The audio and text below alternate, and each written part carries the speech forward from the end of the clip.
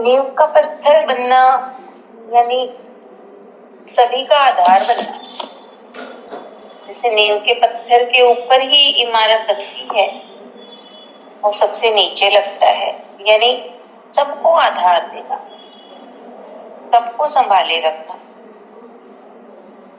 तो ऐसा ही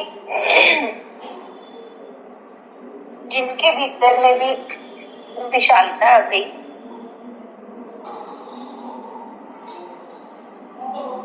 वो ही सबको आधार दे सकते हैं, आधार दे सकता है, सबको ऊपर उठा सकता है।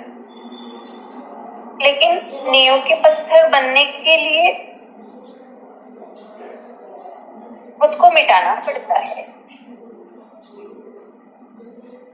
खुद मिटता है तो तभी वो दूसरों को प्रकाशित कर सकता है।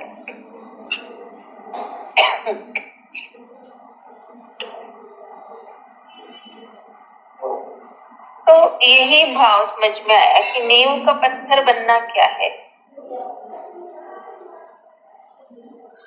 तो वैसे ही ये है कि हमें भी अपने जीवन में अगर ऐसा ही बनना है तो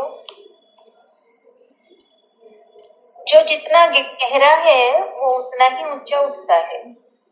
तो पहले गहराई में जाना होगा। तो यही गुरु की शरण में आके हमारे भीतर में विश्वास, प्रेम भाव, जितना जितना हम इनके गहरे उतरते जाएंगे उतना उतना हमारा जीवन नींव के पत्थर के जैसा बनता जाएगा और तभी वो ही इंसान दूसरों का भी आधार बनता है। समझ में आया। और दूसरी, कछुए की तरह धीमे चलना सुस्ती नहीं सजगता है।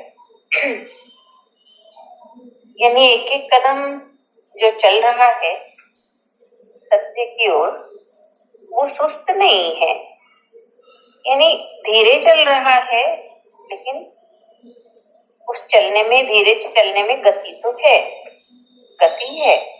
ये नहीं है कि वो रुका हुआ है, तो गति है उसके भीतर। ये नहीं कि सुस्ती है, बल्कि सजगता से वो चल रहा है। एक एक भाव अपने, मतलब यही कि चल रहा है और सजगता से कि अपने भीतर में एक एक कमी को देखना और उसे दूर करने का प्रयास करना। कोई गुण है उसको धारण करना, वो बनाए रखना। तो इस तरह से सजगता से वो चल रहा है, लेकिन सुस्ती नहीं है कि धीरे चल रहा है। लेकिन धीरे देखकर ये नहीं कि वो चल नहीं रहा या सुस्त है, बल्कि उसमें वो गति कर रहा है।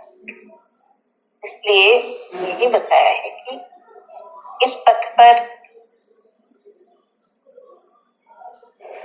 चाहे धीरे चले लेकिन चलना है, चाहे रोज एक कदम ही चले तो उसको चलना ही कहा जाएगा, सुस्ती नहीं, क्योंकि वो एक एक कदम ही मंजिल तक ले जाए। हरिओम।